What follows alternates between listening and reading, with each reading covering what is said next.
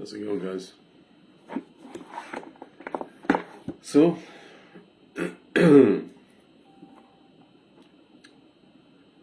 think I mentioned this before a few times. This is something that I said actually, before this whole Ukraine thing started. And I was saying that,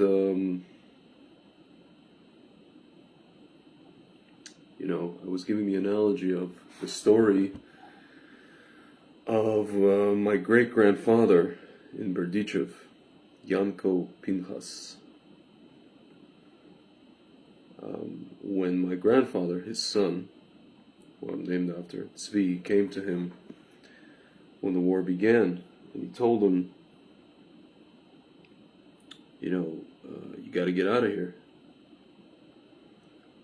And my great-grandfather told him, what are you talking about? Well, my grandfather said, well, Germans are coming, Hitler's coming. And my great-grandfather was like, okay, so who's this Hitler guy? Like, whoop-de-doo, The Germans are our friends, they're our allies, they helped us in World War One. My enemy is Stalin. Guys, before this whole Ukraine situation now that we have now, I was basically using this as an analogy to say that, or to basically compare, Stalin to Shmovid and Shmaxine to Schmidtler. But now that we have this war in our hands, I will just tell you guys that what I notice, a lot of people are getting caught up in seeing only one side of the coin. All they can see, again, because of their own historical lens, and even personal experience, and even which then becomes emotion, pure emotion, is one side of the coin, which in this case is a Stalin type, which is Putin. And what they don't see is the Schmittler coming. What they don't even see, they don't even know, they have not the faintest idea that there's a group of people that they don't want just Jews dead. They want billions of people to not be on Earth. You know who I'm talking about. Kahn, Schwab, Gil Bates, these kind of people. Guys, a lot of people I notice are dismissing this whole thing. A lot of people are accepting, but a lot of people are dismissing it. And all I say to people is just, again, in the words of Warner Wolf from CBS Sports, let's go to the videotape. All you have to do is listen to them. That's all you have to do. And then just take 2 plus 2 equals 4. It's not that difficult. But my friends, a lot of people are making what I like to call the Yanko Pinchas mistake. I mean, it's an easy mistake to make because who the heck knows, Who the heck knows?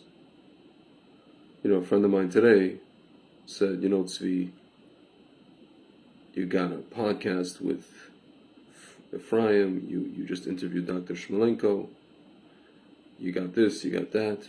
She used the word consumed. I told her, okay. I said to her, do me a favor. Do me a big favor. When they come out with a DeLorean time machine, or just any time machine, here's what I want you to do. I want you to get into the time machine, punch in the year 1932.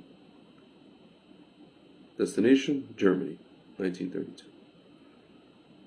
When you get there, what I want you to do is you find the first crazy Jew you meet. What do I mean by crazy Jew? A Jew that's running around warning everybody of the impending danger and just constantly doing it. You know?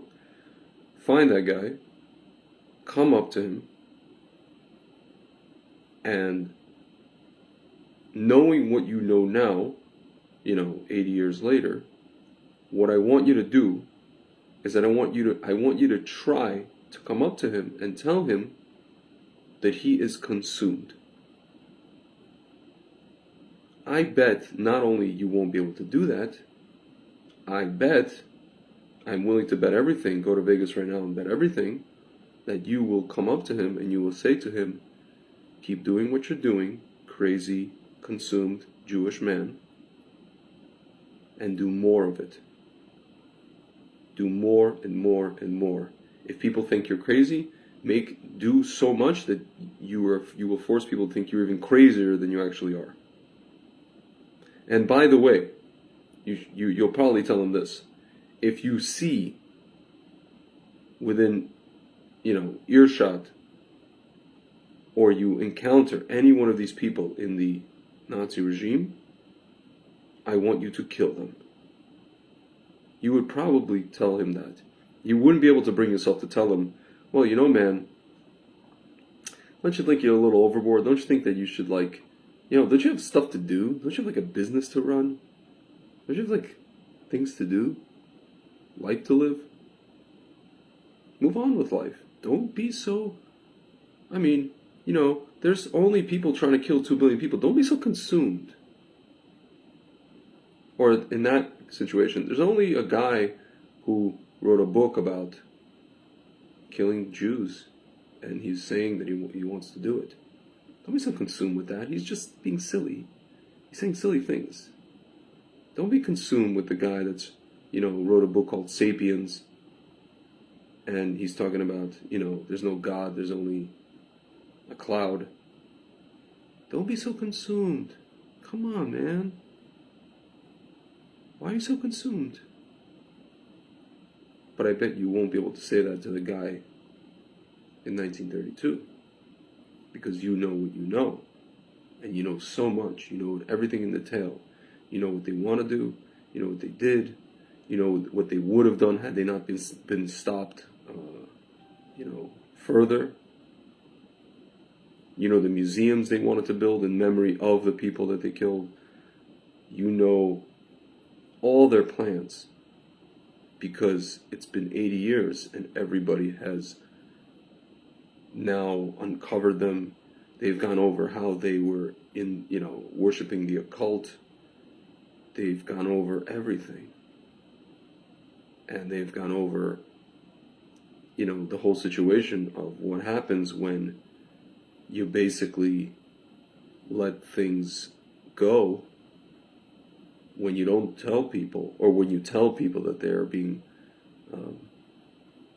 consumed or going overboard, and what ends up happening is by the time you realize it, it's already too late. By the time you realize what these people want to do, it's already too late. And and at least in that case, there was who to blame and who to find and who to prosecute rather. Here, good luck. Good luck finding the culprits. As my mother just told me the other day, who the heck knows about this swab guy, Cotton Swab? A lot of people do. Does the media report? No. Does the media report on this other guy? Hardly. Gil Bates? My friends, because obviously, they're all on the same team. We understand that. Ladies and gentlemen, everybody's making now with this whole Ukraine thing a big Yankel Pinchas mistake. They see one side of the coin, and they're ready to sit in Berdichev and wait to be saved with their Shmata factory, and they don't even realize what's coming. These killers today, yesterday, the day before, tweeted out almost kind of in unison and in concert, and it's almost like a prepared script. They said, each one of them said, I have Shmovid, but luckily I took two whatever, and it's been light, and please take the third. Ladies and gentlemen, this is not accidental. This is by design. These are very evil people. They are evil, horrible people. They are using good people for their ends. These are not good people. Schmillery, Schmomama, Peppermint Patty. Apparently, Cotton Swab himself got the stuff, the Shmovid. But gentlemen, there's no accidents here. There's no accidents.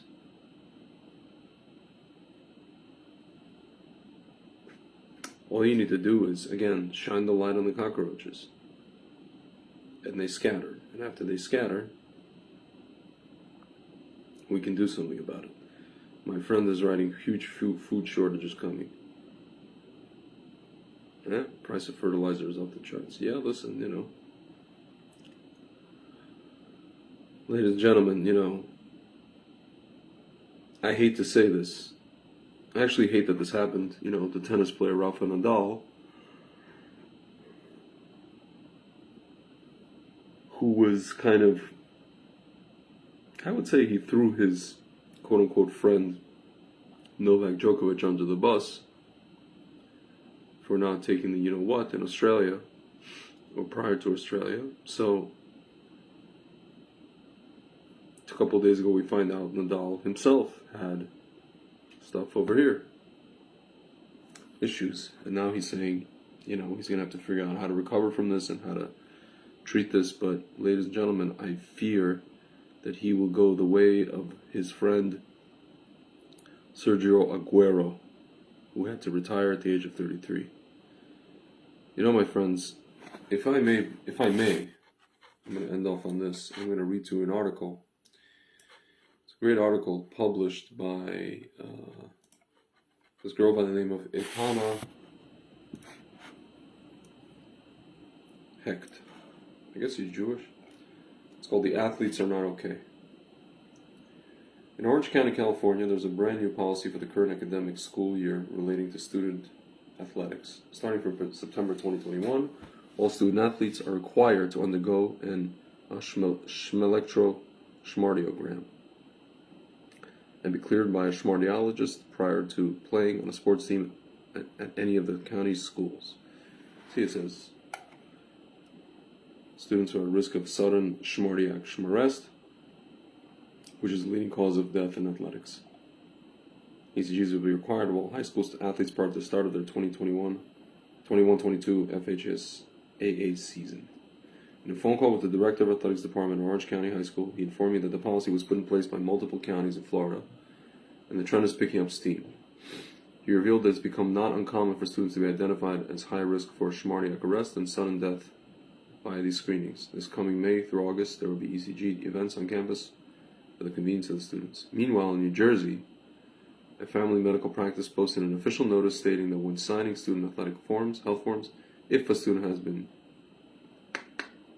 they can only get cleared by the clinic to compete if they undergo lab tests and possibly an echocardiogram to ensure there are no signs of schmart damage. Unvaccinated students need not undergo these extra tests. I personally verified this to be the case. The horrifying list of damaged and dead athletes from the past year is growing. There are journalists doing constant research and compiling stories so we have access to this information. And unfortunately, from January 3rd, 2021 through March 19th, 2022, which is when they last updated the site, the list is up to 779 athletes. I recommend giving the site a look and reading the description of their research. This is, here you go. Schmet. I'll post it.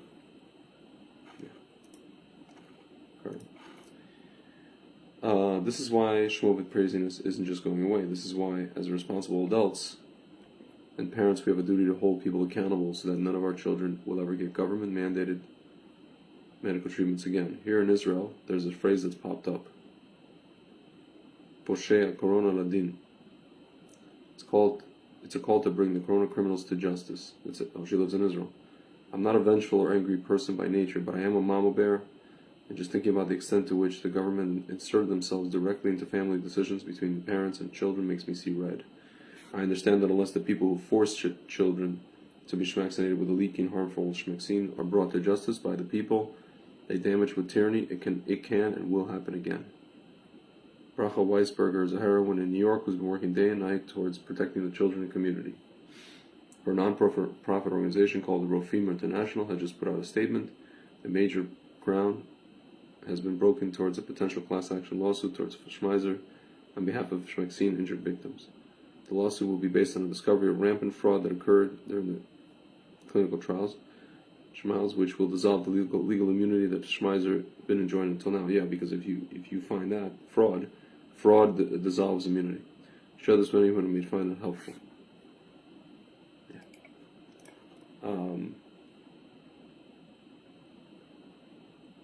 That's it, my friends. What can I say? Rafael Nadal. Just to read to you guys real quick what he said, Nadal, what he complained of with what was going on with him. Let's see.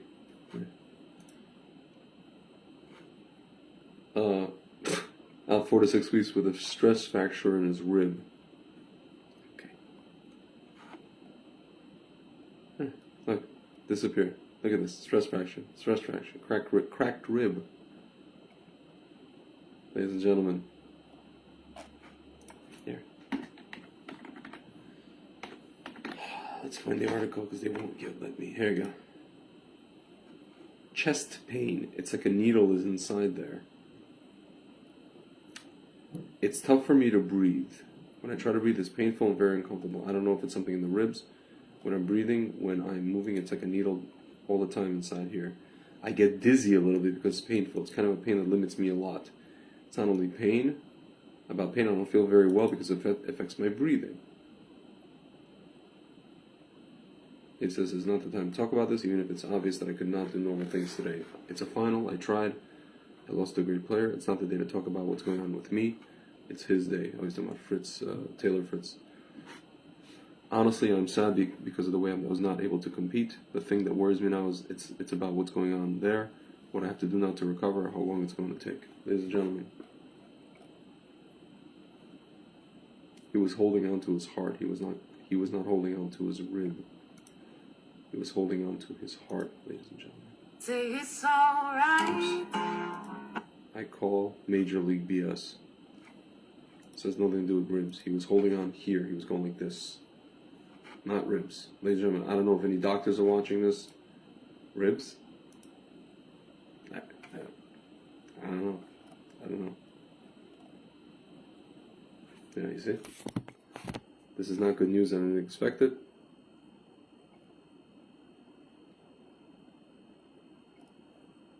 Ladies and gentlemen, I don't know what to tell you. But